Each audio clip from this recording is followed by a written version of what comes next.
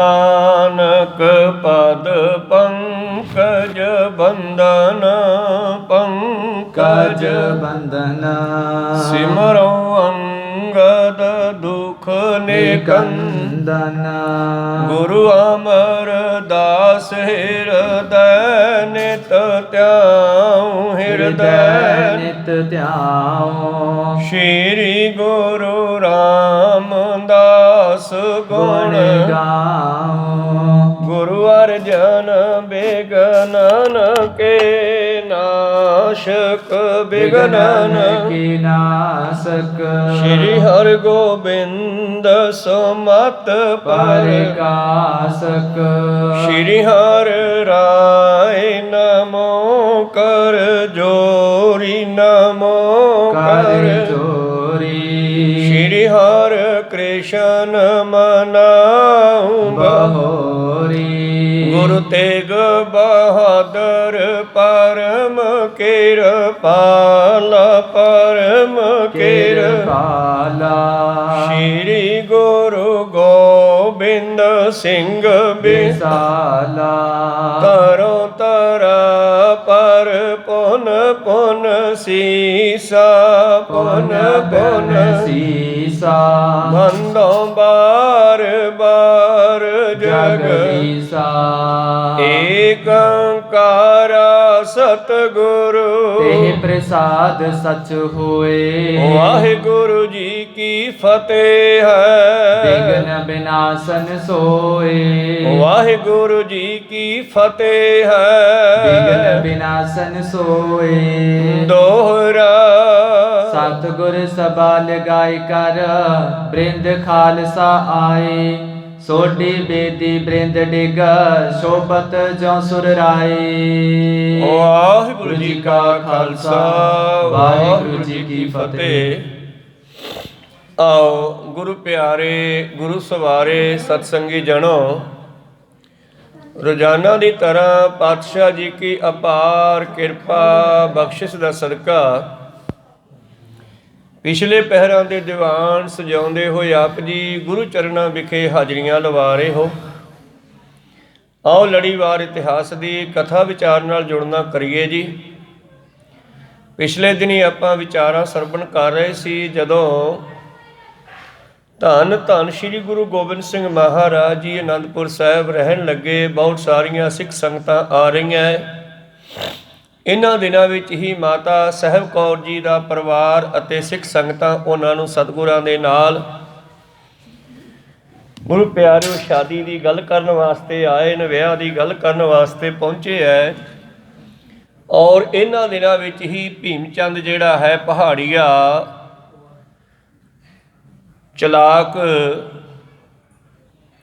ਔਰ ਧੋਖੇਬਾਜ਼ ਬੰਦਾ ਕਹਿਲੂਰ ਦਾ ਪਹਾੜੀਆ ਰਾਜਾ ਭੀਮ ਚੰਦ ਪਿਛਲੇ ਦਿਨੀ ਆਪਾਂ ਦੇਖਿਆ ਸੀ ਕਿ ਕਿਸ ਤਰ੍ਹਾਂ ਗੁਰੂ ਸਾਹਿਬ ਨਾਲ ਜੰਗਾਂ ਹੋਈਆਂ ਤੇ ਉਹਨਾਂ ਨੂੰ ਅਨੰਦਪੁਰ ਸਾਹਿਬ ਵਿੱਚੋਂ ਕੱਢਣ ਨੂੰ ਤਿਆਰ ਸੀ, ਪਰ ਸਤਿਗੁਰਾਂ ਨੇ ਥੋੜ੍ਹਾ ਸਮਾਂ ਬਾਹਰ ਮੈਦਾਨ ਵਿੱਚ ਨਿਕਲ ਕੇ ਵੀ ਦਿਖਾਤਾ। ਕਈ ਵਾਰ ਨਾ ਕੋਈ ਬੰਦਾ ਲੜਦਾ ਹੋਇਆ ਕਹਿੰਦਾ ਯਾਰ ਤੂੰ ਰਾਹ 'ਚ ਮਿਲੀ, ਮੈਦਾਨ 'ਚ ਮਿਲੀ।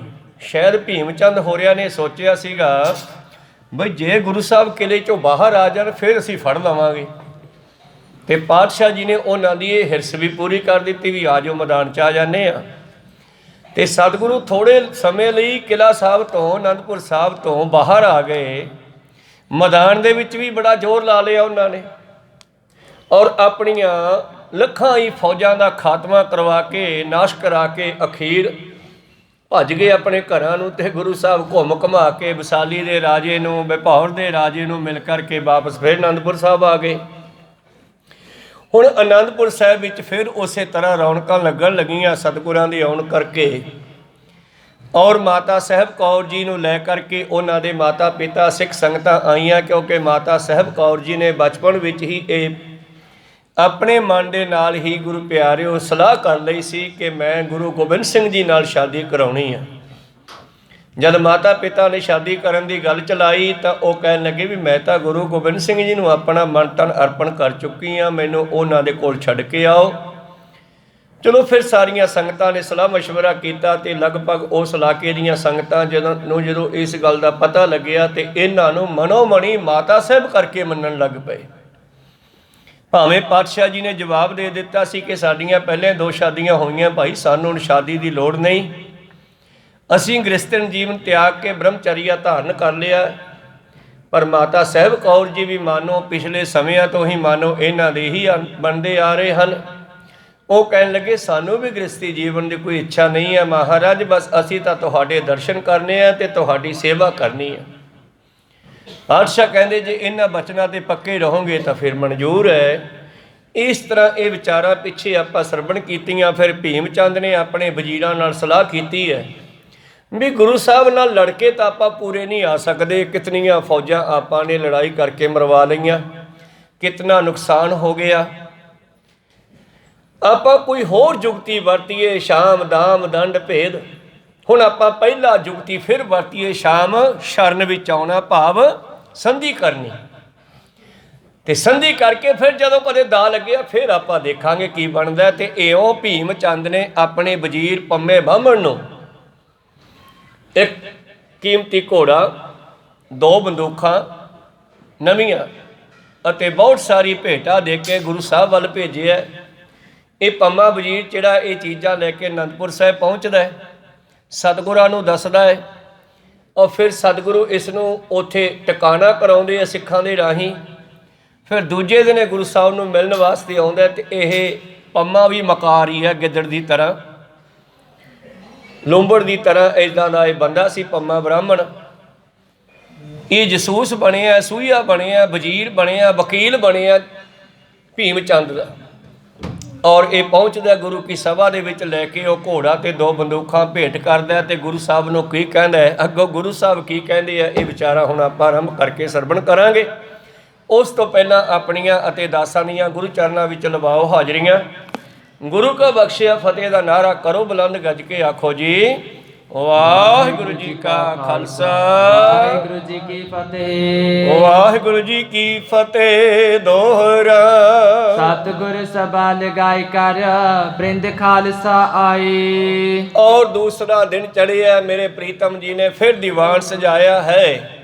ਆਪ ਵੀ ਸਜ ਧਜ ਕਰਕੇ ਦੀਵਾਨ ਵਿੱਚ ਆਪ ਬਿਰਾਜਮਾਨ ਹੋਏ ਤੇ ਸਿੱਖ ਸੰਗਤਾਂ, ਗੁਰੂ ਕੀਆਂ ਫੌਜਾਂ, ਸਿੰਘ ਜਿਹੜੇ ਹਨ ਉਹ ਵੀ ਸ਼ਸਤਰ ਵਸਤਰ ਧਾਰਨ ਕਰਕੇ ਗੁਰੂ ਕੇ ਹਜ਼ੂਰੀ ਵਿੱਚ ਪਹੁੰਚ ਕੇ ਬੈਠਣ ਲੱਗੇ ਜੀ। ਸੋਢੀ ਬੇਦੀ ਬ੍ਰਿੰਦ ਡਿਗ ਸ਼ੋਭਤ ਜੋ ਸੁਰ ਰਾਏ। ਔਰ ਇਹ ਸਾਰੀਆਂ ਹੀ ਫੌਜਾਂ, ਗੁਰੂ ਕੇ ਸਿੱਖ, ਗੁਰੂ ਕੇ ਸਿੰਘ, ਗੁਰੂ ਕੀਆਂ ਸੰਗਤਾਂ, ਜਿਨ੍ਹਾਂ ਵਿੱਚ ਸੋਢੀ ਤੇ ਬੇਦੀਆਂ ਦੇ ਬੱਚੇ ਵੀ ਹਨ, ਇਹ ਸਾਰੇ ਗੁਰੂ ਸਾਹਿਬ ਦੇ ਦੁਆਲੇ ਇਉਂ ਸ਼ੋਭ ਰਹੇ ਆ ਜਿਵੇਂ ਦੇਵਤਿਆਂ ਦੇ ਵਿਚਾਲੇ ਪਰਮੇਸ਼ਰ ਤੇ ਦੇਵਤੇ ਬੈਠੇ ਹੋਣ। ਪੰਮਾ ਮਾਚੜ ਨਿਕਟ ਹਕਾਰਾ ਲੈ ਅਕੂਰਨ ਆਵਨ ਧਾਰਾ। ਔਰ ਪੰਮਾ ਮਕਾਰ ਜਿਹੜਾ ਹੈ ਇਹ ਵੀ ਗੁਰੂ ਪਿਆਰਿਓ ਸਤਿਗੁਰਾਂ ਦੀ ਹਜ਼ੂਰੀ ਵਿੱਚ ਪਹੁੰਚਦਾ ਹੈ। ਮਕਾਰ ਇੱਥੇ ਲਿਖਿਆ ਕਿਉਂਕਿ ਇਹ ਧੋਖੇਬਾਜ਼ ਹੈ। ਇਹਨਾਂ ਨੇ ਅੰਦਰ ਧੋਖੇਬਾਜ਼ੀ ਹੈ ਇਹਨਾਂ ਦੇ, ਬਾਹਰਲੇ ਪਾਸੋਂ ਮਿੱਠਾ ਮੀਆਂ ਮਿੱਠੂ ਬਣ ਕੇ ਵਿਖਾਉਂਦੇ ਆ, ਪਰ ਸਤਿਗੁਰ ਸਾਹਿਬ ਜਾਣਦੇ ਆ ਇਹ ਵੀ ਮਾਚੜ ਭਾਵ ਮਕਾਰ ਪੰਮਾ ਬਾਹਮਣ ਇਹ ਵੀ ਆਪਣੀ ਭੇਟਾ ਲੈ ਕੇ ਗੁਰੂ ਹਜ਼ੂਰੀ ਵਿੱਚ ਆਇਆ ਹੈ ਜੀ। ਖਰੋ ਤੋ ਰੰਗ ਖਰੋ ਕਰ ਆਗੇ ਤੁਪ ਕਤਰੀ ਦਵੈ ਦੇਖਣ ਲਾਗੇ। ਔਰ ਉਹ ਸਜਿਆ ਤਜਿਆ ਘੋੜਾ ਜਿਹੜਾ ਹੈ ਕਾਠੀ ਸਜਾਈ ਹੋਈ ਹੈ, ਔਰ ਉਹ 2 ਬੰਦੂਕਾਂ ਲੈ ਕਰਕੇ ਇਹ ਮੇਰੇ ਪ੍ਰੀਤਮ ਜੀ ਹਜ਼ੂਰੀ ਵਿੱਚ ਭੇਟ ਕਰਕੇ ਮੱਥਾ ਟੇਕਦਾ ਹੈ ਜੀ। ਕਰ ਜੋਰਤ ਠਾਨਤ ਪਾਨਮਾ ਬੈਠਿਓ ਨਿਕਟ ਸਚਲ ਤਹਿ ਸਮੋ। ਔਰ ਸਛਲ ਛਲ ਸਹਿਤ ਭਾਵ ਅੰਦਰ ਧੋਖਾ ਹੈ, ਛਲ ਸਹਿਤ ਇਹਨੇ ਮੱਥਾ ਟੇਕਿਆ ਤੇ ਹਜ਼ੂਰੀ ਵਿੱਚ ਬਹਿਣਾ ਕੀਤਾ ਹੈ ਜੀ। ਭੀਮ ਚੰਦ ਨਿਰਪ ਕੀ ਨਸ ਬਿਨਤੀ ਕਰੀ ਸੰਦ ਤੁਮ ਸੋ ਤਜ ਗਿਣਤੀ। ਬਾਦਸ਼ਾਹ ਨੇ ਇਸ਼ਾਰਾ ਕੀਤਾ ਆਓ ਵਕੀਲ ਸਾਹਿਬ, ਕਿਉਂਕਿ ਪਹਿਲਾਂ ਵੀ ਆਇਆ ਸੀ 2-3 ਵਾਰੀ ਇਹ। ਕਹਿੰਦੇ ਆਓ ਕਿਵੇਂ ਆਉਣਾ ਹੋਇਆ? ਕਹਿੰਦਾ ਜੀ ਰਾਜਾ ਭੀਮ ਚੰਦ ਨੇ ਮੈਨੂੰ ਆਪ ਜੀ ਨਾਲ ਸੰਧੀ ਕਰਨ ਲਈ ਬੇਨਤੀ ਕਰਕੇ ਭੇਜਣਾ ਕੀਤਾ ਹੈ। ਜਾਨਤ ਪਾਚਿਤ ਹੋ ਗੁਰ ਸਾਚੇ ਪ੍ਰੀਤ ਕਰਨ ਮੈਂ ਜਿਸ ਚਿਤ ਰਾਚੇ। ਮਹਾਰਾਜ ਤੁਸੀਂ ਤਾਂ ਜਾਣਦੇ ਹੀ ਹੋ ਸੱਚੇ ਸਤਿਗੁਰ ਹੋ, ਅੰਤਰਜਾਮੀ ਹੋ। ਤੇ ਅੰਤਰਜਾਮੀਆਂ ਤੇ ਫਿਰ ਤੁਹਾਡੇ ਛਲਫਰੇਬ ਨੂੰ ਵੀ ਜਾਣਦਾ, ਇਕੱਲੇ ਚੰਗੇ ਨੂੰ ਨਹੀਂ ਜਾਣਦਾ, ਤੁਹਾਡੇ ਮਾੜੇ ਨੂੰ ਵੀ ਜਾਣਦਾ। ਸਰਬ ਕਲਾ ਸਮਰੱਥ ਹੈ। ਆਪ ਹੀ ਕਹਿੰਦਾ ਮਹਾਰਾਜ ਤੁਸੀਂ ਜਾਣਦੇ ਹੀ ਹੋ। ਸਭਾ ਬਿਖੇ ਸੁਨ ਕਰ ਅਸ ਬੈਨ, ਕਹਿਓ ਪ੍ਰਭੂ ਤਿਸ ਦਿਸ਼ ਕਰ ਨੈਣ। ਹੁਣ ਜਿਹੜਾ ਰਾਜਾ ਭੀਮ ਚੰਦ ਹੈ ਉਹ ਸੱਚੇ ਦਿਲੋਂ ਤੁਹਾਡੇ ਨਾਲ ਸੰਧੀ ਕਰਨੀ ਚਾਹੁੰਦਾ ਹੈ, ਤੁਹਾਡੇ ਨਾਲ ਪ੍ਰੇਮ ਕਰਦਾ ਹੈ। ਇਹ ਬਚਨ ਸੁਣ ਕੇ ਧੰਨ ਧੰਨ ਸ੍ਰੀ ਗੁਰੂ ਗੋਬਿੰਦ ਸਿੰਘ ਮਹਾਰਾਜ ਜੀ ਪੰਮੇ ਪੰਡਿਤ ਵੱਲ ਦੇਖ ਕਰਕੇ ਜਿਹੜਾ ਹੈ ਹੱਸਦੇ ਹੋਏ ਮੁਸਕਰਾਉਂਦੇ ਹੋਏ ਕਹਿਣ ਲੱਗੇ ਜੀ। ਪੰਮਾ ਵਜ਼ੀਰ ਆਖਰ ਬੇ ਪੀਰਾ, ਬਾਮਣ ਕਾ ਬੋਲ ਸਮਝ ਬਿਨ ਸੋਲ। ਪਾਤਸ਼ਾਹ ਕਹਿੰਦੇ ਪੰਮਾ ਵਜ਼ੀਰ ਅੰਤ ਨੂੰ ਬੇਪੀਰਾ ਹੀ ਨਿਕਲੇਗਾ। ਇਹ ਜਿਹੜਾ ਪੰਮਾ ਪੰਡਤ ਹੈ ਨਾ, ਇਹ ਅਖੀਰ ਨੂੰ ਬੇਵਜ਼ੀਰਾ ਹੀ ਨਿਕਲੇਗਾ, ਬੇਪੀਰਾ ਹੀ ਨਿਕਲੇਗਾ। ਭਾਵੇਂ ਇਹਨਾਂ ਦਾ ਕੋਈ ਗੁਰੂ ਪੀਰ ਨਹੀਂ ਹੈ ਔਰ ਇਹਦੇ ਬਚਨ ਜਿਹੜੇ ਹਨ ਉਹ ਸੱਚੇ ਨਹੀਂ ਹੈ। ਸਤਿਗੁਰ ਜਾਣਦੇ ਆ ਨਾ, ਕਹਿੰਦਾ ਜੀ ਬੜਾ ਦਿਲੋਂ ਕਰਕੇ ਤੁਹਾਨੂੰ ਪਿਆਰ ਕਰਨਾ ਚਾਹੁੰਦਾ, ਪ੍ਰੀਤੀ ਪਾਉਣੀ ਚਾਹੁੰਦਾ, ਪਰ ਇਹਦੇ ਬਚਨ ਦਿਲ ਕਰਕੇ ਸੱਚੇ ਨਹੀਂ ਹਨ। ਅਖੀਰ ਨੂੰ ਇਹ ਜਿਹੜਾ ਹੈ ਮਗਰੋਂ 16 ਆਨੇ ਭਾਵ ਪੂਰਾ ਹੀ ਧੋਖੇਬਾਜ਼ ਨਿਕਲੇਗਾ। ਰਾਜਪੂਤ ਕੀ ਜਾਤ ਨਾ ਮੀਤ ਸਾਧੂ, ਨਾ ਤਾਤ ਮਾਤ। ਜਿਹੜੇ ਪਹਾੜੀਏ ਹਨ, ਭੀਮ ਚੰਦ ਵਰਗੇ ਰਾਜੇ, ਰਾਜਪੂਤ ਆਦਿ ਰਾਜੇ ਜਿਹੜੇ ਹਨ, ਇਹ ਕਿਸੇ ਦੇ ਮਿੱਤਰ ਨਹੀਂ, ਨਾ ਸਾਧੂਆਂ ਦੇ ਨਾ ਮਾਂ ਪਿਓ ਦੇ। ਇਹ ਤਾਂ ਵੇਖਦੇ ਐ ਕਦੋਂ ਸਾਡਾ ਦਾ ਚੱਲੇ ਤੇ ਅਸੀਂ ਕਾਮਯਾਬੀ ਫੜੀਏ। ਸ਼ਲੋਕ ਮਹੱਲਾ ਪਹਿਲਾ, ਜੇ ਰਤ ਲੱਗੇ ਕੱਪੜੈ, ਜਾਮਾ ਹੋਏ ਪਲੀਤ। ਮੇਰੇ ਪ੍ਰੀਤਮ ਜੀ ਕਹਿੰਦੇ ਗੱਲ ਸੁਣੋ ਭਲਾ, ਜੇ ਕਿਸੇ ਕੱਪੜੇ ਨੂੰ ਖੂਨ ਲੱਗ ਜਾਵੇ ਅਸੀਂ ਉਸ ਕੱਪੜੇ ਨੂੰ ਵਰਤਦੇ ਨਹੀਂ, ਉਹ ਕੱਪੜਾ ਜਿਹੜਾ ਹੈ ਪਲੀਤ ਗੰਦਾ ਮੰਨਿਆ ਜਾਂਦਾ ਹੈ ਜੀ। ਜੇ ਰਤ ਪੀਵਹਿ ਮਾਨਸਾ, ਤਿਨ ਕੋ ਨਿਰਮਲ ਚੀਤ। ਔਰ ਜਿਹੜੇ ਰਾਜੇ ਮੰਤਰੀ ਸੰਤਰੀ ਆਪਣੀ ਜਨਤਾ ਦਾ ਹੀ ਖੂਨ ਪੀਂਦੇ ਐ, ਇਹਨਾਂ ਦੇ ਚਿੱਤ ਕਿੱਥੋਂ ਪਵਿੱਤਰ ਰਹਿ ਜਾਣਗੇ। ਹੱਕ ਭਰਾਇਆ ਨਾਨਕਾ ਉਸ ਸੂਰ ਉਸ ਗਾਏ, ਗੁਰ ਪੀਰ ਹਾਮਾ ਤਾਂ ਭਰੈ, ਜਾਂ ਮੁਰਦਾਰ ਨਾ ਖਾਏ। ਗੁਰੂ ਪੀਰ ਉਹਨਾਂ ਦੀ ਹਾਮੀ ਭਰਦਾ ਹੈ ਜਿਹੜਾ ਕਿਸੇ ਦਾ ਹੱਕ ਨਹੀਂ ਖਾਂਦਾ। ਜਿਹੜਾ ਕਿਸੇ ਦਾ ਹੱਕ ਖਾਂਦੇ ਹਨ ਉਹਨਾਂ ਨੂੰ ਜਿਹੜਾ ਹੈ ਕੋਈ ਪਰਵਾਹ ਨਹੀਂ ਕਰਦਾ ਜੀ। ਤਰਕਤ ਗੁਰ ਕੀ ਬਾਕ ਸੁਨੇ ਜਬ, ਏਤ ਹਟਾਵਣ ਪੰਮਾ ਕਹਿ ਤਬ।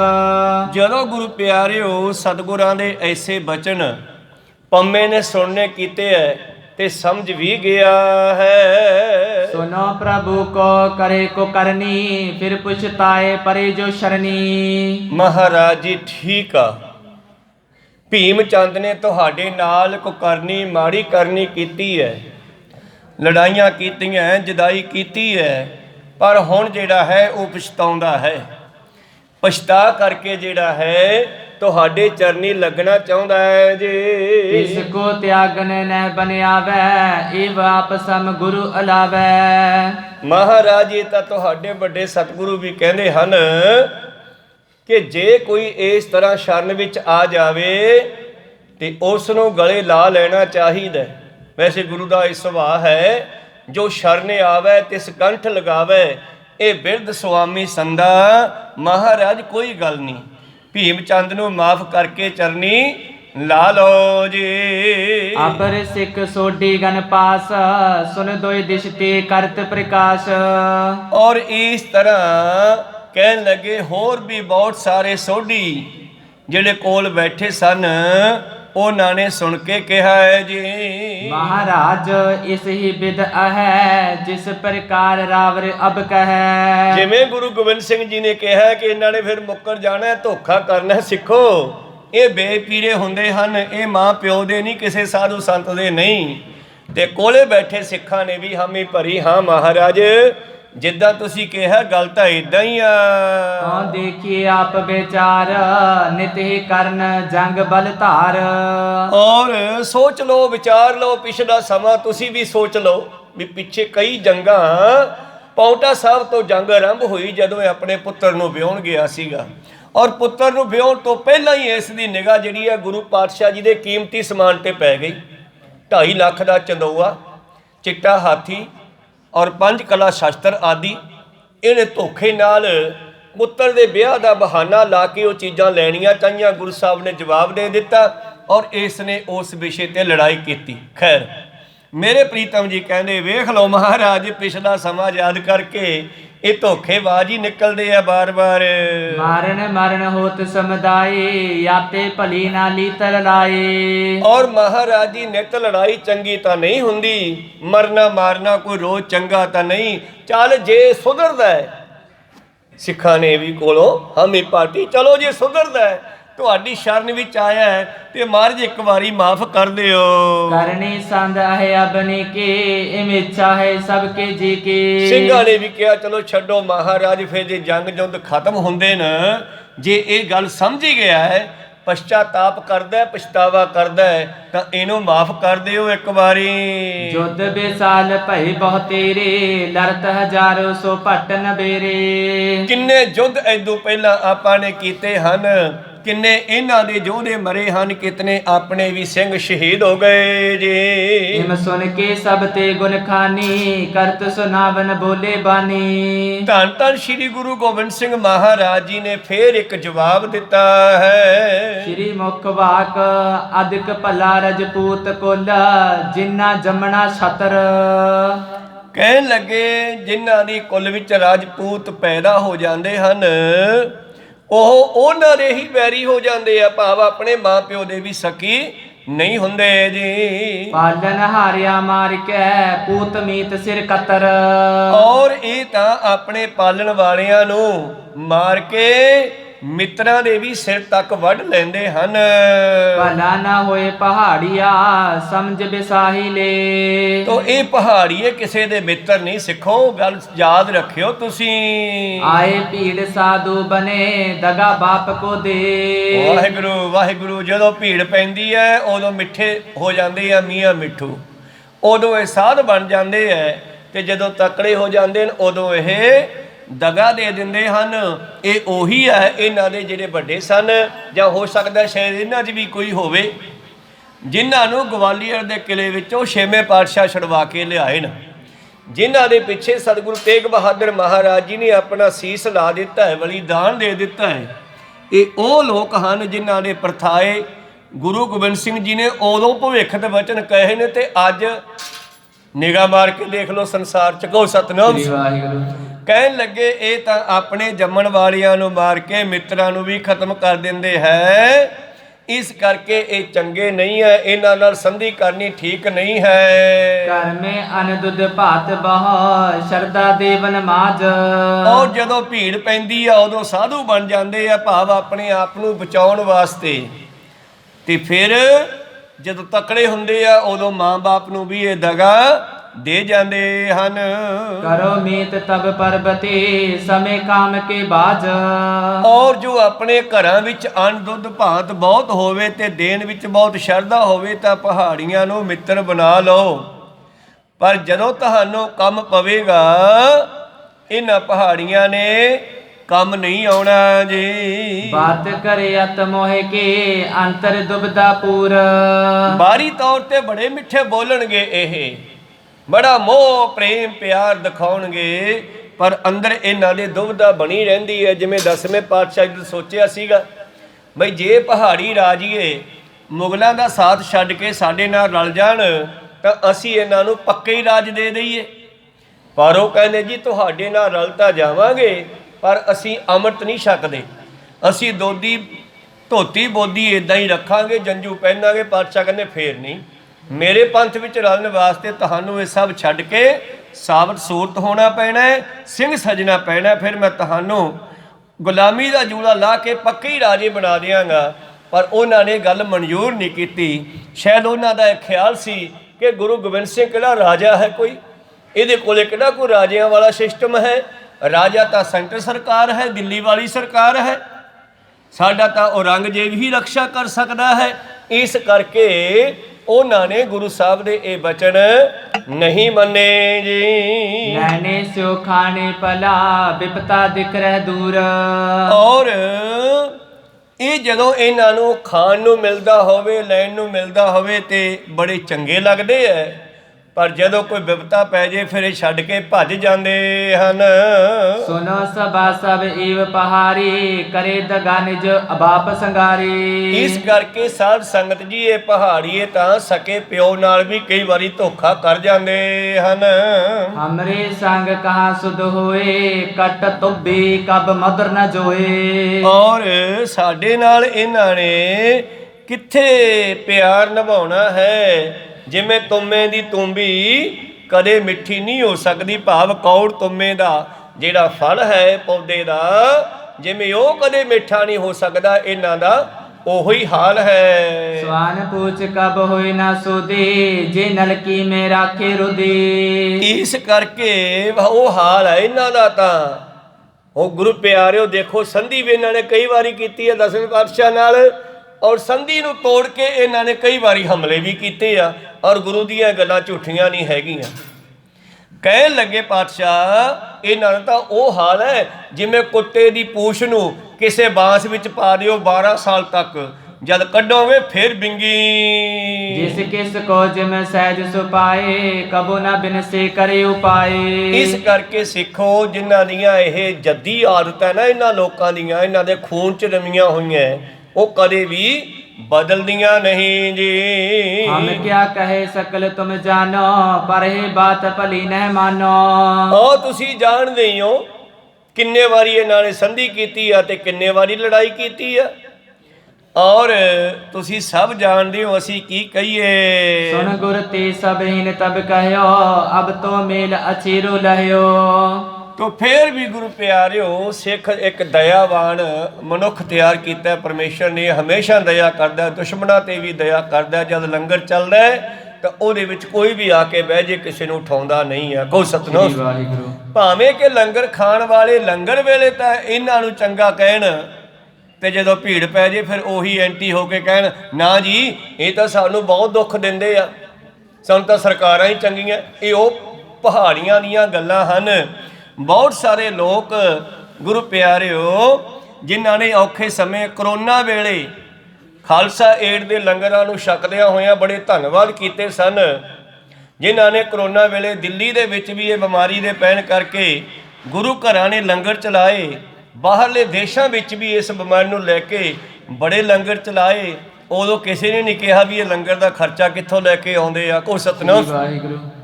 ਤੇ ਅੱਜ ਜਦੋਂ ਅਗਲੇ ਆਪਦੇ ਹੱਕ ਮੰਗਣ ਵਾਸਤੇ ਗਏ ਨੇ, ਅੱਜ ਕਹਿੰਦੀ ਇਹਨਾਂ ਕੋਲੇ ਪੈਸੇ ਕਿੱਥੋਂ ਆ ਗਏ, ਨਾਲੇ ਕਿ ਉੱਥੇ ਲੰਗਰ ਵੀ ਚੱਲੀ ਜਾਂਦੇ ਐ। ਔਰ ਪੈਸਾ ਦਾ ਇਹ ਪਰਮੇਸ਼ਰ ਦੀ ਦਾਤ ਹੈ, ਸਤਿਗੁਰਾਂ ਦੇ ਬਚਨ ਹਨ ਗੁਰੂ ਪਿਆਰਿਓ ਕਿ ਗੁਰੂ ਕਾ ਚਲਾਇਆ ਲੰਗਰ ਅਟੁੱਟ ਹੀ ਵਰਤਦਾ, ਇਹ ਕਦੇ ਖੁੱਟਦਾ ਨਹੀਂ, ਕਦੇ ਵੀ ਖਤਮ ਨਹੀਂ ਹੋ ਸਕਦਾ। ਪਰ ਇਹਨਾਂ ਨੂੰ ਕੌਣ ਸਮਝਾਵੇ। ਇਹ ਉਹ ਪਹਾੜੀਏ ਰਾਜੇ ਜਿਹੜੇ ਹਨ, ਪਾਤਸ਼ਾਹ ਜੀ ਕਹਿੰਦੇ ਮੈਂ ਕੀ ਕਹਾਂ ਸਿੱਖੋ, ਇਹ ਇਦਾਂ ਦੇ ਹਨ, ਤੁਸੀਂ ਜਾਣਦੇ ਹੀ ਹੋ। ਫਿਰ ਵੀ ਸਿੱਖਾਂ ਨੇ ਕਿਹਾ ਕੋਈ ਗੱਲ ਨਹੀਂ ਮਹਾਰਾਜ, ਦੇਖ ਲਓ ਐਤਕੀ ਦੇਖ ਲਓ, ਜੇ ਸੰਧੀ ਕਰਕੇ ਠੀਕ ਰਹਿੰਦੇ ਆ ਤਾਂ, ਨਹੀਂ ਤਾਂ ਫਿਰ ਆਪਾਂ ਕਿਹੜਾ ਸ਼ਸਤਰ ਰੱਖ ਦਿੱਤੇ। ਸਾਹਿਬ ਪੁਨ ਤੂਸ਼ਨ ਕਰ ਰਹੇ ਸਭ ਕੀ ਮਤ ਲਖ ਕਿਉਂ ਨਾ ਕਹੇ। ਸਤਿਗੁਰੂ ਪਾਤਸ਼ਾਹ ਸਿੱਖ ਸੰਗਤਾਂ ਦੇ ਬਚਨ ਸੁਣ ਕੇ ਚੁੱਪ ਕਰ ਰਹੇ। ਪੰਮਾ ਰਹਿਣ ਲਗਿਓ ਗੁਰ ਪਾਸ ਅਨਕ ਬਿਦਨ ਕੀ ਸੁਧ ਪ੍ਰਕਾਸ਼। ਔਰ ਅਣਖ ਬਿਦਨ ਕੀ ਬੁੱਧ ਪ੍ਰਕਾਸ਼। ਬੁੱਧ ਕਹਿੰਦੀ ਹੈ ਸਿਆਣਪ ਨੂੰ, ਆਪਣੀ ਸਿਆਣਪ ਦੇ ਨਾਲ, ਆਪਣੀਆਂ ਚਲਾਕੀਆਂ ਦੇ ਨਾਲ ਇਹ ਹੁਣ ਗੁਰੂ ਕੀ ਹਜ਼ੂਰੀ ਵਿੱਚ ਆਨੰਦਪੁਰ ਸਾਹਿਬ ਰਹਿਣ ਲੱਗਿਆ। ਗੁਰੂ ਸਾਹਿਬ ਨੇ ਰਹਿਣ ਦੀ ਆਗਿਆ ਦੇ ਦਿੱਤੀ ਹੈ। ਨਿਤ ਹਜੂਰ ਕੋ ਦਰਸ਼ਨ ਕਰੈ ਸਕਲ ਭੇਦ ਕੋ ਨਿਜ ਮਤ ਧਰੈ। ਉਹ ਰੋਜ਼ਾਨਾ ਸਤਿਗੁਰਾਂ ਦੀ ਐਕਟੀਵਿਟੀ ਤੇ ਧਿਆਨ ਦੇਣ ਲੱਗਿਆ। ਆਇਆ ਤਾਂ ਜਸੂਸ ਬਣ ਕੇ ਸੀਗਾ, ਇਹ ਕੋਈ ਸੰਧੀ ਕਰਨੀ ਆਇਆ। ਭੀਮੇ ਚੰਦ ਵਰਗਿਆਂ ਨੇ, ਪਹਾੜੀ ਰਾਜਿਆਂ ਨੇ ਇਸੇ ਕਰਕੇ ਭੇਜਿਆ, ਸ਼ਲ ਫਰੇਬ ਦੇ ਨਾਲ ਇਹ ਵਿੱਚ ਐਡ ਹੋ ਗਿਆ। ਇਸ ਕਰਕੇ ਇਹੋ ਜਿਹੇ ਗਦਾਰਾਂ ਤੋਂ ਖਾਲਸਾ ਪੰਥ ਨੂੰ ਖਤਰਾ ਹੈ। ਕਹੋ ਸਤਿਨਾਮ। ਇਹੋ ਜਿਹੇ ਲੋਕਾਂ ਤੋਂ ਖਤਰਾ ਹੈ। ਦੁਸ਼ਮਣ ਤੋਂ ਖਾਲਸਾ ਪੰਥ ਨਹੀਂ ਡਰਦਾ, ਜਿਹੜਾ ਸਾਹਮਣੇ ਆ ਕੇ ਲੜਦਾ ਹੈ। ਕਹੋ ਸਤਿਨਾਮ। ਤੋ ਇਹ ਗੁਰੂ ਪਿਆਰਿਓ ਜਸੂਸੀ ਕਰਨ ਵਾਸਤੇ ਆਇਆ ਅਸਲ ਵਿੱਚ। ਤੇ ਗੁਰੂ ਸਾਹਿਬ ਦੇ ਕੋਲ, ਗੁਰੂ ਘਰ ਦੇ ਅੰਦਰ, ਆਨੰਦਪੁਰ ਸਾਹਿਬ ਦੇ ਅੰਦਰ ਜੋ ਐਕਟੀਵਿਟੀ ਗੁਰਾਂ ਦੀ ਹੁੰਦੀ ਹੈ ਉਹ ਸਾਰੀ ਨੋਟ ਕਰਦਾ ਹੈ, ਆਪਣੇ ਦਿਮਾਗ ਵਿੱਚ ਫੀਡ ਕਰਦਾ ਹੈ ਜੀ। ਸੁਮਤਵੰਤ ਬਹੁ ਚਤੁਰ ਸਿਆਣਾ ਮਿਲ ਮਿਲ ਸਭਨ ਸੰਗ ਤਹਿ ਠਾਨਾ। ਔਰ ਇਹ ਬੜਾ ਆਪਣੇ ਆਪ ਨੂੰ ਸਿਆਣਾ ਸਮਝਦਾ ਹੈ, ਤੇ ਸਾਰੇ ਸਿੱਖਾਂ ਨਾਲ ਬੜਾ ਪਿਆਰ ਜਿਹਾ ਪਾਉਂਦਾ ਜਾਂਦਾ ਹੈ। ਭਾਈ ਸਾਹਿਬ ਜੀ ਸਤਿ ਸ੍ਰੀ ਅਕਾਲ, ਨਮਸਕਾਰ ਜੀ, ਜਣੇ ਖਣੇ ਨੂੰ ਹੱਥ ਬੰਨ੍ਹ ਕੇ ਮਿਲਦਾ ਫਿਰਦਾ ਹੈ। ਅਸਲ ਇਹਦਾ ਮਕਸਦ ਅੰਦਰੋਂ ਕੋਈ ਹੋਰ ਹੈ। ਗੁਰ ਪੀ ਲਗੇ ਵਿਸਾਹੋ ਕਰਨ ਕੋ, ਬੋਲੇ ਤੈ ਸੋ ਹਿਤ ਧਰਨ ਕੋ। ਚਲੋ ਸਤਿਗੁਰੂ ਪਾਤਸ਼ਾਹ ਦਾ ਤਾਂ ਇੱਕ ਸੁਭਾਅ ਹੈ, ਮੈਂ ਪਹਿਲਾਂ ਬੇਨਤੀ ਕੀਤੀ ਹੈ, ਜੋ ਸ਼ਰਨੇ ਆਵੇ ਤਿਸ ਕੰਠ ਲਗਾਵੇ, ਬਿਰਧ ਸੁਆਮੀ ਸੰਦਾ। ਪਰ ਕੋਈ ਉਂਗਲ ਕਰਕੇ ਇਹ ਨਹੀਂ ਕਹਿ ਸਕਦਾ ਗੁਰੂ ਸਾਹਿਬ ਨੇ ਪਹਿਲਾਂ ਕਿਸੇ ਤੇ ਹਮਲਾ ਕੀਤਾ। ਕੋ ਸਤਨਾਮ। ਵਾਹਿਗੁਰੂ। ਹਾਂ, ਜੇ ਸਰਕਾਰ ਦੀ, ਸੈਂਟਰ ਸਰਕਾਰ ਦੀ, ਦਿੱਲੀ ਸਰਕਾਰ ਦੀ ਔਰੰਗਜ਼ੇਬ ਦੀ ਤਲਵਾਰ ਚੱਲੀ ਆ, ਪਹਾੜੀਆਂ ਤਲਵਾਰ ਚੱਲੀ ਆ, ਤਾਂ ਪਹਿਲਾਂ ਉਹਨਾਂ ਦੀ ਚੱਲੀ ਆ, ਸਤਿਗੁਰਾਂ ਦੀ ਤਲਵਾਰ ਢਾਲ ਬਣ ਕੇ ਅੱਗੇ ਖੜੀ ਆ। ਕੋ ਸਤਨਾਮ। ਉਹਨਾਂ ਦੀ ਤਲਵਾਰ ਨੂੰ, ਉਹਨਾਂ ਦੇ ਦੁਸ਼ਮਣੀ ਨੂੰ ਰੋਕਣ ਵਾਸਤੇ ਫਿਰ ਤਲਵਾਰ ਚੱਕਣੀ ਪਈ ਆ। ਜਿਵੇਂ ਪ੍ਰੀਤਮ ਦਾ ਬਚਨ ਹੈ, ਚੌਕਾਰ ਆਜਾ ਹਮ ਹੀਲ ਤੇ ਦਰਗੁਜਸਤ, ਹਲਾਲ ਅਸਤ ਬੁਰਦਨ ਬਾ ਸ਼ਮਸ਼ੀਰ ਦਰਸਤ। ਮੈਂ ਸੱਚ ਕਹਿਣਾ, ਜਦੋਂ ਕੋਈ ਹੱਥ ਬੰਨਿਆ ਨਾ ਸਮਝੇ, ਜਦੋਂ ਕੋਈ ਮੂੰਹ ਨਾਲ ਸਮਝਾਇਆ ਨਾ ਸਮਝੇ, ਫਿਰ ਸ਼ਸਤਰ ਚੱਕਣਾ ਜਾਇਜ਼ ਹੋ ਜਾਂਦਾ ਹੈ। ਮੇਰੇ ਪ੍ਰੀਤਮ ਨੇ ਸਿੰਘਾਂ ਨੂੰ ਇਹ ਹੁਕਮ ਦਿੱਤਾ ਕਿ ਕਦੇ ਸ਼ਸਤਰ ਦਾ ਵਸਾ ਨਹੀਂ ਕਰਨਾ। ਸਿਆਣੇ ਬੰਦੇ ਵੀ ਪੁਰਾਣੇ ਸਮਿਆਂ 'ਚ ਕਹਿੰਦੇ ਸੀ, ਸੋਟੀ ਢੀਹੇ ਬਿਨਾ ਤੁਰੀਏ ਨਾ ਰਾਤ ਨੂੰ, ਹੱਥ ਵਿੱਚ ਘੱਟੋ ਘੱਟ ਡੰਡਾ ਤਾਂ ਹੋਣਾ ਚਾਹੀਦਾ ਹੈ। ਜੇ ਕੁੱਤੇ ਪੈ ਜਾਣ ਘੱਟੋ ਘੱਟ ਡਰ ਤਾਂ ਜਾਣਗੇ ਨਾ ਡੰਡੇ ਤੋਂ। ਇਸ ਕਰਕੇ ਗੁਰੂ ਪਾਤਸ਼ਾਹ ਜੀ ਬਖਸ਼ਿਸ਼ ਕਰਦੇ ਹਨ ਕਿ ਸਤਿਗੁਰੂ ਪਾਤਸ਼ਾਹ ਵੀ ਥੋੜਾ ਥੋੜਾ ਇਸ ਪੰਮੇ ਪੰਡਤ ਤੇ ਭਰੋਸਾ ਜਿਹਾ ਕਰਨ ਲੱਗੇ ਜੀ। ਗੁਰ ਡਿਗ ਬਿਨੇ ਪਨੇ ਬਹੁ ਬਿਦ ਕੇ, ਮਨ ਮੈਂ ਖੋਟ ਕਪਟ ਕਰ ਸੁਧ ਕੇ। ਔਰ ਗੁਰੂ ਕੋਲ ਤਰ੍ਹਾਂ ਤਰ੍ਹਾਂ ਦੀਆਂ ਇਹ ਬੇਨਤੀਆਂ ਕਰਦਾ, ਗੱਲਾਂ ਕਰਦਾ, ਅੰਦਰ ਛਲ ਹੁੰਦਾ ਵੀ ਇਹਨਾਂ ਦੀ ਅੰਦਰ ਕੀ ਆ, ਮੈਂ ਉਹ ਸੁਣਾ। ਜਿਵੇਂ ਆ ਹੁੰਦੇ ਆ ਨਾ ਕੈਮਰਿਆਂ ਵਾਲੇ ਪੱਤਰਕਾਰ ਆਦਿ, ਉਹ ਤਰ੍ਹਾਂ ਤਰ੍ਹਾਂ ਦੇ ਸਵਾਲ ਪੁੱਛਦੇ ਆ ਇਕੱਠਾਂ ਵਿੱਚ ਜਾ ਕੇ, ਭੀੜਾਂ ਵਿੱਚ ਜਾ ਕੇ। ਉਹਨਾਂ ਦਾ ਮਕਸਦ ਇਹ ਨਹੀਂ ਹੁੰਦਾ ਕਿ ਅਸੀਂ ਇਹ ਕੀ ਕਹਿ ਰਹੇ ਹਾਂ ਤੇ ਅਸੀਂ ਕੀ ਪੁੱਛ ਰਹੇ ਹਾਂ।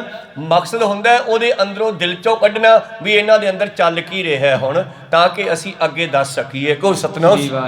ਇਹੀ ਮਕਸਦ ਇਸ ਦਾ ਪੰਮੇ ਦਾ ਪੰਡਤ ਦਾ ਹੈ, ਜਿਹੜਾ ਉਹਨਾਂ ਦਾ ਜਸੂਸ ਬਣ ਕੇ ਆਇਆ, ਸਤਿਗੁਰਾਂ ਦੇ ਨਾਲ ਤਰ੍ਹਾਂ ਤਰ੍ਹਾਂ ਦੇ ਪ੍ਰਸ਼ਨ ਕਰਦਾ ਹੈ ਔਰ ਕੋਸ਼ਿਸ਼ ਕਰਦਾ ਹੈ ਕਿ ਸਤਿਗੁਰ ਜੀ ਦਾ ਅੰਦਰੋਂ ਕੀ ਖਿਆਲ ਹੈ ਮੈਂ ਪਤਾ ਲਾਵਾਂ। ਤੇ ਉਹ ਸਾਰੇ ਖਿਆਲ ਇਹ ਲਿਖ ਲਿਖ ਕੇ ਕਾਗਜ਼ਾਂ ਤੇ ਚਿੱਠੀਆਂ ਰਾਹੀਂ ਭੀਮ ਚੰਦ ਪਹਾੜੀਏ ਕੋਲ ਕਹਿਲੂਰ ਦੇ ਵਿੱਚ ਭੇਜਦਾ ਰਹਿੰਦਾ ਹੈ ਜੀ।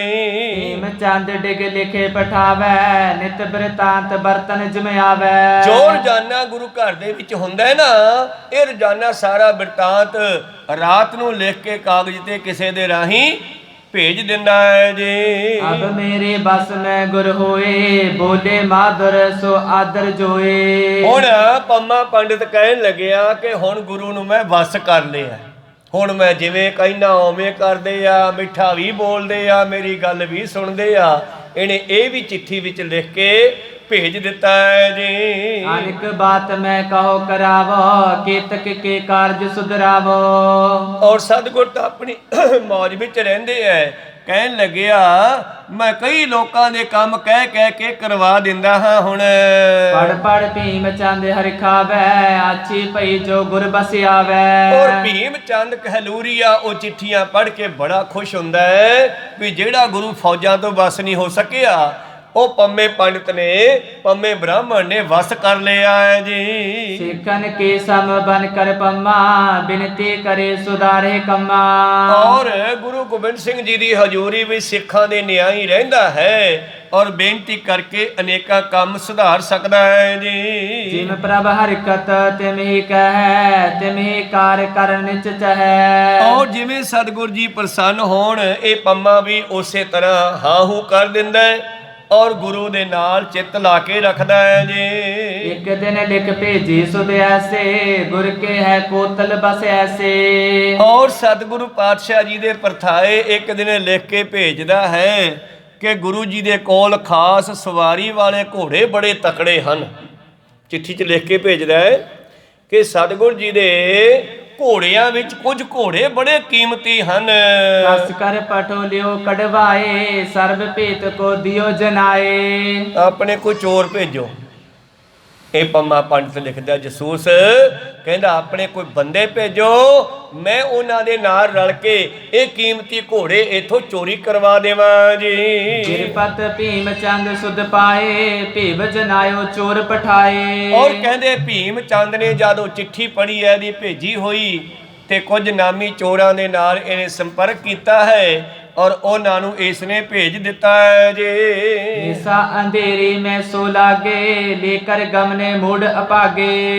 ਔਰ ਗੁਰੂ ਪਿਆਰੋ ਰਾਤ ਨੂੰ ਇਹ ਚੋਰ ਆ ਗਏ ਤੇ ਚੋਰਾਂ ਦੇ ਨਾਲ ਰਲ ਕੇ ਪੰਮੇ ਬ੍ਰਾਹਮਣ ਨੇ ਉਹ ਘੋੜੇ ਕਢਵਾਉਣੇ ਕੀਤੇ ਹਨ।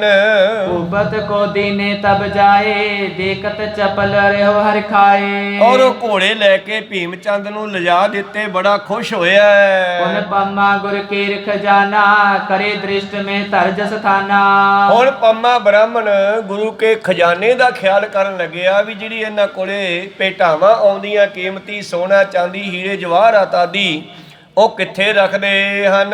जितक सुमार सर्व ही लहै तस्कर कर्म साध बन रहै। ਔਰ ਦੇਖੋ ਕੰਮ ਇਹਦੇ ਚੋਰਾਂ ਦੇ ਹਨ, ਬਣਿਆ ਫਿਰਦਾ ਸਾਧ, ਬਣਿਆ ਫਿਰਦਾ ਬੜਾ ਹੀ ਮੀਆਂ ਮਿੱਠੂ ਪੰਮਾ ਬ੍ਰਾਹਮਣ। ਗੁਰੂ ਪਿਆਰਿਓ ਭੀਮ ਚੰਦ ਕਹਿਲੂਰੀਏ ਦਾ ਭੇਜਿਆ ਹੋਇਆ ਜਸੂਸ ਬਣ ਕੇ ਆਇਆ। ਅਸਲ ਵਿੱਚ ਗੁਰੂ ਸਾਹਿਬ ਸਭ ਜਾਣਦੇ ਹੈ ਔਰ ਗੁਰੂ ਘਰ ਦੇ ਵਿੱਚ ਕਿਸੇ ਵਸਤੂ ਦਾ ਘਾਟਾ ਨਹੀਂ ਹੈ। ਕਹਿੰਦੇ ਹੁਣ ਇਹ ਦੇਖਣ ਲੱਗਿਆ ਕਿ ਖਜ਼ਾਨਾ ਕਿੱਥੇ ਆ ਇਹਨਾਂ ਦਾ। गुर अंतर जामी सब जाने तो ना मुक्ते विदित बखाने। ਔਰ ਜਾਨੀ ਜਾਣ ਸਤਿਗੁਰਾਂ ਨੂੰ ਸਭ ਪਤਾ ਹੈ ਪਰ ਫਿਰ ਚੁੱਪ ਰਹਿੰਦੇ ਹਨ ਜਾਣ ਬੁੱਝ ਕੇ। ਆਪਰੇ ਖਾਲਸਾ ਸੋਡੀ ਆਦ ਸਭ ਸੋ ਪੰਮਾ ਕਰ ਸਬਾਦ। ਹੁਣ ਇਹ ਜਿਹੜਾ ਹੈ ਪੰਮਾ ਬ੍ਰਾਹਮਣ ਸਿੰਘਾਂ ਦੇ ਨਾਲ ਵੀ ਸੰਵਾਦ ਹੁੰਦਾ, ਗੱਲਬਾਤ ਕਰਨ ਲੱਗਿਆ ਹੈ। ਲੀਏ ਰਿਝਾਏ ਲਖੇ ਹਿਤ ਸਾਚਾ ਕਨਕ ਕਲਸ ਜਿਮ ਵਿੱਚ ਵਿੱਚ ਰਾਖਾ। ਔਰ ਗੁਰੂ ਪਿਆਰਿਓ ਹੁਣ ਇਸ ਨੇ ਕਹਿੰਦੇ ਸਿੱਖਾਂ ਦੇ ਕੋਲੋਂ ਕੁਝ ਗੱਲ ਸਮਝਣੀ ਕੀਤੀ ਹੈ, ਜਿਨ੍ਹਾਂ ਨੂੰ ਮੋਹ ਲਿਆ ਉਹਨਾਂ ਤੋਂ ਪਤਾ ਲੱਗਿਆ ਕਿ ਸੋਨੇ ਦੇ ਘੜੇ ਜਿਹੜੇ ਹਨ ਕਿੱਥੇ ਰੱਖੇ ਹਨ। ਜਿਮ ਬਕ ਬਿਸਦ ਬਰਨ ਕੋ ਧਾਰੀ ਧਿਆਨ ਪਰਾਇ ਨ ਰਹਿ ਇਕ ਸਾਰੀ। ਔਰ ਗੁਰੂ ਪਿਆਰਿਓ ਜਿਵੇਂ ਕੋਈ ਬਗਲੇ ਦੇ ਚਿੱਟੇ ਰੰਗ ਹੁੰਦਾ ਹੈ ਪਰ ਧਿਆਨ ਉਹਦਾ ਡੱਡਾਂ ਖਾਣ ਤੇ ਹੀ ਹੁੰਦਾ। ਕੋਈ ਸਤਨਾਮ ਜੀ ਵਾਹਿਗੁਰੂ। ਦਿਸਦਾ ਚਿੱਟਾ ਰੰਗ ਉਹਦਾ ਪਰ ਅੰਦਰੋਂ ਧਿਆਨ ਉਹਦਾ ਛੱਪੜ ਦੇ ਕਿਨਾਰੇ ਖੜ ਕੇ ਡੱਡਾਂ ਖਾਣ ਤੇ ਹੀ ਹੁੰਦਾ ਹੈ। ਐਸਾ ਹੀ ਇਹ ਪੰਮਾ ਬ੍ਰਾਹਮਣ ਜਿਹੜਾ ਹੈ ਹੁਣ ਇੱਥੇ ਵਿੱਚ ਰਹਿ ਕੇ ਗੁਰੂ ਪਿਆਰਿਓ ਪਾੜ ਲਾਉਣ ਦੀਆਂ ਸਲਾਹਾਂ ਕਰਦਾ ਹੈ। ਅੰਤਰ ਮਹਾ ਮਨੋਰਥ ਖੋਟਾ ਤਿਮ ਪੰਮਾ ਗੁਰ ਡਿਗਮਤ ਮੋਟਾ। ਇਸ ਤਰ੍ਹਾਂ ਗੁਰੂ ਪਿਆਰਿਓ ਬਗਲੇ ਦੀ ਨਿਆਈ ਗੁਰੂ ਪਿਆਰਿਓ ਇਸ ਦਾ ਧਿਆਨ ਜਿਹੜਾ ਹੈ ਬਗਲੇ ਵਰਗਾ ਹੈ, ਅੰਦਰੋਂ ਬੜਾ ਖੋਟਾ ਹੈ, ਮੋਟੀ ਮੱਤ ਵਾਲਾ ਗੁਰੂ ਸਾਹਿਬ ਦੇ ਕੋਲ ਰਹਿਣ ਲੱਗਿਆ। ਬਾਹਰ ਜ਼ਾਹਰ ਕਰਦਾ ਮੋਟੀ ਮੱਤ ਵਾਲਾ ਪਰ ਅੰਦਰੋਂ ਬੜੀ ਬਰੀਕ ਮੱਤ ਦੇ ਨਾਲ ਇਹ ਸਿਆਣਪਾਂ ਨੂੰ ਚਲਾਕੀਆਂ ਨੂੰ ਵਰਤਦਾ ਹੈ। ਸਕਲ ਕਾਰਦਾਰਨ ਕੋ ਹੀਰੈ ਜਮਾ ਪਛਾਨੇ ਅਲਪ ਬਡੀਰੈ। ਔਰ ਕਦੇ ਕਦੇ ਮੁਨੀਮਾ ਕੋਲੇ ਜਾ ਕੇ ਬਹਿ ਜਾਂਦਾ। ਹੁਣ ਸਾਰੇ ਹੀ ਇਹ ਤੇ ਭਰੋਸਾ ਜਾ ਕਰਨ ਲੱਗੇ। ਕਦੇ ਕਦੇ ਕਰਿੰਦੇ ਕਾਰਦਾਰ ਭਾਵ ਮੁਨੀਮ ਜੋ ਹਿਸਾਬ ਕਿਤਾਬ ਲਾਉਂਦੇ ਹੈ, ਜੋ ਜਮਾ ਖਰਚ ਦੇਖਦੇ ਹਨ, ਉਹਨਾਂ ਕੋਲੇ ਬਹਿ ਜਾਂਦਾ ਹੈ। ਦਰਬ ਆਮਦਨ ਬਰਖ ਜਤੇਕ ਅਰਜੋ ਖਰਚੇ ਜਲਦ ਵਿਵੇਕ। ਉਹਨੇ ਦੇਖਦਾ ਹੈ ਕਿ ਇੱਥੇ ਆਮਦਨੀ ਕਿੰਨੀ ਕੁ ਹੁੰਦੀ ਹੈ, ਖਰਚਾ ਕਿੰਨਾ ਕੁ ਹੁੰਦਾ ਹੈ, ਮੁਨੀਮਾਂ ਦੀ ਸੰਗਤ ਵੀ ਕਰਨ ਲੱਗਿਆ ਹੈ। ਜਮਾ ਅਨਾਦਾਦ ਕੀ ਜੇਤੇ ਸਿਤਾ ਸਨੇ ਕ੍ਰਿਤ ਕੀ ਕੀਤੇ। ਅਨਾਜ ਕਿੰਨਾ ਕੁ ਆ ਗਿਆ ਹੈ, ਖੰਡ ਘਿਓ ਰਾਸ਼ਨ ਲੰਗਰ ਵਿੱਚ ਕਿੰਨਾ ਕੁ ਜਮਾ ਹੋ ਗਿਆ ਹੈ। ਗੁਲਕਾਰ ਬਾਰੂਦ ਜੀ ਤਿਆਰੇ ਸਦਾ ਸਮੀਪ ਇਹ ਅਯੁੱਧ ਧਾਰੇ। ਕਦੇ ਕਦੇ ਲੋਹਾਰਾਂ ਕੋਲ ਵੀ ਗੇੜਾ ਮਾਰ ਲੈਂਦਾ ਹੈ ਵੀ ਸ਼ਾਸਤਰ ਕਿੰਨੇ ਕੁ ਬਣਾਏ ਹਨ, ਕਿੰਨੇ ਕੁ ਬਣਾ ਰੱਖੇ ਹਨ। ਇਸ ਤਰ੍ਹਾਂ ਗੁਰੂ ਪਿਆਰਿਓ ਪੰਮਾਂ ਵਿੱਚ ਵੜ ਕੇ ਇਹ ਜਿਹੜਾ ਹੈ ਜਾਣਕਾਰੀਆਂ ਲੈਂਦਾ ਰਹਿੰਦਾ ਹੈ। ਚਾਕਰ ਹਿੰਦੂ ਤੁਰਕ ਕਤੇਕਾ ਗੁਰ ਸਿੱਖੀ ਤੇ ਸਿੰਘ ਜਤੇਕਾ। ਔਰ ਇਹ ਵੀ ਗਿਣਤੀ ਕਰਦਾ ਹੈ ਗੁਰੂ ਕੋਲੇ ਜਿਹੜੇ ਨੌਕਰ ਹਨ ਫੌਜ ਵਿੱਚ, ਉਹਨਾਂ ਚੋਂ ਹਿੰਦੂ ਕਿੰਨੇ ਆ, ਮੁਸਲਮਾਨ ਕਿੰਨੇ ਆ ਤੇ ਸਿੰਘ ਜਿਹੜੇ ਸੱਜ ਗਏ ਉਹ ਕਿੰਨੇ ਕੁ ਹਨ। ਗੁਰੂ ਕਰੀਬ ਨਿਵਾਜ ਸਮਾਜਾ ਲੈ ਸਭ ਭੇਤ ਲਿਖੇ ਨਿਜ ਰਾਜਾ। ਔਰ ਇਸ ਤਰ੍ਹਾਂ ਗੁਰੂ ਦੇ ਸਾਰੇ ਸਾਜੋ ਸਮਾਨ ਦੀਆਂ ਫੌਜਾਂ ਦੀਆਂ ਇਹ ਹਿਸਾਬ ਕਿਤਾਬ ਲਾ ਕੇ ਚਿੱਠੀਆਂ ਲਿਖਣ ਲੱਗਿਆ ਹੈ ਜੀ। एक बार लिख खबर पठाई तुर्का ने की फौज चढ़ाई। ਇੱਕ ਵਾਰੀ ਇਹਨੇ ਖਬਰ ਲਿਖ ਕੇ ਭੇਜ ਦਿੱਤੀ ਹੈ ਕਿ ਤੁਰਕਾਂ ਨੂੰ ਚੜਾ ਕੇ ਭੇਜ ਦਿਓ। गुरु संग होए जंग सुनायो अपनी दिशते ने जनायो। ਔਰ ਤੁਰਕਾਂ ਦੀ ਗੁਰੂ ਜੀ ਨਾਲ ਜੰਗ ਹੋਵੇਗੀ ਪਰ ਨਾਲ ਆਪਣਾ ਹਿੱਤ ਵੀ ਜਿਤਾਇਆ ਕਿ ਅਸੀਂ ਜਿਹੜਾ ਹੈ ਮਦਦ ਕਰਾਂਗੇ। ਭੀਮ ਚੰਦ ਡਿਗ ਲਿਖਿਓ ਪਠਾਈ ਕਲਗੀ ਤਰਸੋ ਤੁਰਕ ਲੜਾਈ। ਭੀਮ ਚੰਦ ਨੂੰ ਚਿੱਠੀ ਲਿਖ ਕੇ ਭੇਜੀ ਹੈ, ਕਹਿੰਦੇ ਐਦਾਂ ਕਰੋ ਇਹਨਾਂ ਕੋਲੇ ਇੰਨੀ ਕੁ ਫੌਜ ਹੈ, ਇੰਨੇ ਕੁ ਤੁਰਕ ਹੈ, ਇੰਨੇ ਕੁ ਸਿੰਘ ਹਨ, ਔਰ ਇੰਨਾ ਕਿ ਇਹਨਾਂ ਕੋਲੇ ਸਾਜੋ ਸਮਾਨ ਹੈ, ਤੁਸੀਂ ਐ ਕਰੋ ਤੁਰਕਾਂ ਦੀ ਫੌਜ ਚੜਾ ਕੇ ਭੇਜੋ, ਅਸੀਂ ਵੇਖਾਂਗੇ ਉਹਨਾਂ ਦਾ ਸਾਥ ਦੇ ਦਿਆਂਗੇ। हित सहाय के सैन मगाए अनंदपुरे के डिग उतराए। ਔਰ ਇਸ ਤਰ੍ਹਾਂ ਗੁਰੂ ਪਿਆਰਿਓ ਭੀਮ ਚੰਦ ਨੇ ਕਹਿੰਦੇ ਫੌਜ ਮੰਗਾ ਲਈ ਹੈ ਤੇ ਆਨੰਦਪੁਰ ਸਾਹਿਬ ਦੇ ਆਸੇ-ਪਾਸੇ ਉਤਾਰ ਦਿੱਤੇ ਜੇ। करो दिखावा कपट पर बीना रन में करे गुरु बल दीना। ਔਰ ਚਤਰਾਈ ਦੇ ਨਾਲ ਇਹ ਗੁਰੂ ਕੋਲੇ ਦਿਖਾਵਾ ਕਰਦਾ ਜੀ, ਆਪਣੀ ਰੱਖਿਆ ਵਾਸਤੇ ਫੌਜ ਭੇਜੀ ਹੈ ਰਾਜੇ ਭੀਮ ਚੰਦ ਨੇ। ਬਾਹਰੋਂ ਦਿਖਾਵਾ ਕਰਦਾ ਹੈ ਵੀ ਰਾਜਾ ਤੁਹਾਡੇ ਨਾਲ ਸੰਧੀ ਕਰ ਚੁੱਕਿਆ, ਤੁਹਾਡਾ ਹੁਣ ਪਿਆਰਾ ਬਣ ਚੁੱਕਿਆ ਹੈ ਔਰ ਕੋਈ ਤੁਹਾਡੇ ਤੇ ਹਮਲਾ ਨਾ ਕਰੇ, ਇਸ ਕਰਕੇ ਆਪਣੀ ਫੌਜ ਭੇਜਦਾ ਹੈ। समय काम को टरे न लर है कलगी तर को होरा कर है। ਪਰ ਅੰਦਰੋਂ ਇਹਦਾ ਖਿਆਲ ਹੈ ਕਿ ਜਦੋਂ ਦਾ ਲੱਗ ਗਿਆ ਇਸ ਫੌਜ ਦੀ ਚੜ੍ਹਾਈ ਕਰਵਾ ਦਿਆਂਗੇ ਔਰ ਕਲਗੀਧਰ ਨੂੰ ਹੌਲਾ ਕਰ ਦਿਆਂਗੇ, ਭਾਵ ਹਰਾ ਦਿਆਂਗੇ। मैं मूर्ख मत महिमा जाने छल इत याद अनक बिद ठाने। ਇਦਾਂ ਦਾ ਇਹ ਪੰਮਾ ਬਾਹਮਣ ਸੀ ਗੁਰੂ ਪਿਆਰਿਓ। ਪੰਮਾ ਪੰਡਤ ਆਪਣੇ ਆਪ ਨੂੰ ਪੰਡਤ ਕਹਾਉਂਦਾ ਹੈ, ਪੰਡਤ ਦੇ ਨਾਮ ਨੂੰ ਵੀ ਦਾਗ ਲਵਾਉਂਦਾ ਹੈ। ਪੰਡਤ ਤਾਂ ਗਿਆਨੀ ਨੂੰ ਕਹਿੰਦੇ ਹਨ। ਸੋ ਪੰਡਤ ਕਹੀਤ ਹੈ ਹਮਾਰੇ ਜੋ ਹਾਉ ਤੇਹਾ ਗੁਣਾ ਕੀ ਪੰਡ ਉਤਾਰੇ। ਤਿੰਨਾਂ ਗੁਣਾਂ ਦਾ ਭਾਰ ਸਾਡੇ ਸਿਰ ਤੇ ਆ। ਕੋਈ ਹੰਕਾਰ ਲੱਦੀ ਫਿਰਦਾ, ਕੋਈ ਗੁਰੂ ਪਿਆਰਿਓ ਮੋਹ ਮਮਤਾ ਲੱਦੀ ਫਿਰਦਾ। ਔਰ ਚੌਥਾ ਗੁਣ ਜਿਹੜਾ ਭਗਤਾਂ ਕੋਲੇ ਹੁੰਦਾ, ਭਜਨ ਬੰਦਗੀ ਕਰਨ ਵਾਲਾ। ਕਹਿਣ ਲੱਗੇ ਅਸਲ ਪੰਡਤ ਉਹ ਹੁੰਦਾ ਜਿਹੜਾ ਸਾਡੇ ਤਿੰਨਾਂ ਗੁਣਾਂ ਦੇ ਅਗਿਆਨਤਾ ਨੂੰ ਲਾ ਕੇ ਗਿਆਨ ਦੇ ਦੇਵੇ, ਪਰ ਇਹ ਪੰਡਤ ਦੇ ਨਾਮ ਨੂੰ ਵੀ ਬਦਨਾਮ ਕਰਨ ਤੇ ਲੱਗਿਆ ਹੋਇਆ ਹੈ। ਇਸ ਕਰਕੇ ਇਹ ਆਪਣੇ ਆਪ ਨੂੰ ਗੁਰੂ ਕਾ ਦਾਸ ਜਨਾਉਂਦਾ ਹੈ, ਪਰ ਅੰਦਰੋਂ ਇਹ ਛਲ ਫਰੇਬ ਕਰਨ ਦੀਆਂ ਤਿਆਰੀਆਂ ਕਰੀ ਫਿਰਦਾ ਹੈ ਜੀ।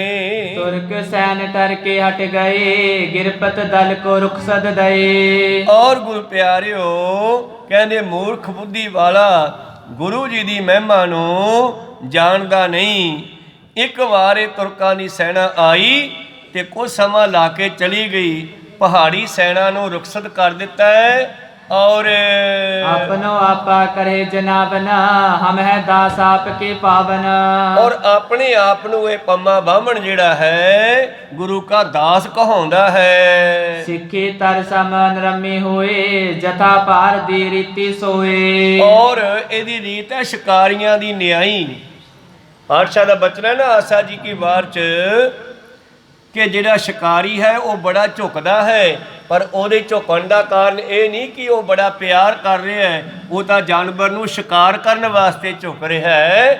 ਇਸੇ ਤਰ੍ਹਾਂ ਹੀ ਇਹ ਗੁਰੂ ਨੂੰ ਸ਼ਿਕਾਰ ਕਰਨ ਨੂੰ ਫਿਰਦਾ ਹੈ, ਗੁਰੂ ਘਰ ਨੂੰ ਗੁਰੂ ਪਿਆਰੋ ਲੁੱਟਣ ਨੂੰ ਫਿਰਦਾ ਹੈ। ਬਾਹਰੋਂ ਬੜੀ ਨਿਮਰਤਾ ਵਿਖਾਉਂਦਾ ਹੈ, ਅੰਦਰੋਂ ਧੋਖੇਬਾਜ਼ ਹੈ। एक दिवस कह के बोबारी चढ़े बेहर के मसलत तारी। ਇੱਕ ਦਿਨ ਕਹਿੰਦੇ ਬਹੁਤ ਵਾਰ ਕਹਿ ਕੇ ਸਤਿਗੁਰਾਂ ਨੂੰ ਬਾਹਰ ਨੂੰ ਲੈ ਜਾਣ ਦੀ ਸਲਾਹ ਬਣਾਈ ਆਵੇ, ਨਾਲ ਲੈ ਜਾ ਕੱਲਿਆਂ ਨੂੰ।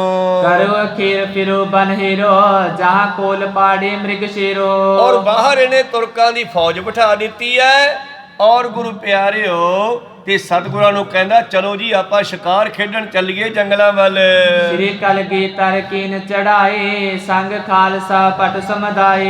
ਔਰ ਕਲਗੀਧਰ ਪਾਤਸ਼ਾਹ ਕਹਿਣ ਲੱਗੇ ਚਲੋ ਵੀ ਚਲੀਏ ਸ਼ਿਕਾਰ ਖੇਡਣ, ਨਾਲ ਫੌਜਾਂ ਵੀ ਲੈ ਲਈਆਂ ਹਨ। वन में बिचरते त्युत हेरे इमले गमन्यो दूर बडेरे। ਔਰ ਇਸ ਤਰ੍ਹਾਂ ਸਤਿਗੁਰਾਂ ਦੇ ਨਾਲ ਆਪ ਵੀ ਘੋੜੇ ਤੇ ਚੜ੍ਹ ਕੇ ਚਲਿਆ ਗਿਆ। ਸ਼ਿਕਾਰ ਖੇਡਦਾ ਖੇਡਦਾ ਸਤਿਗੁਰਾਂ ਨੂੰ ਜੰਗਲਾਂ ਵਿੱਚ ਲਈ ਫਿਰਦਾ ਹੈ। लिख कर पठियो एत साहिब गिरपत भेजो अपन मो साहिब।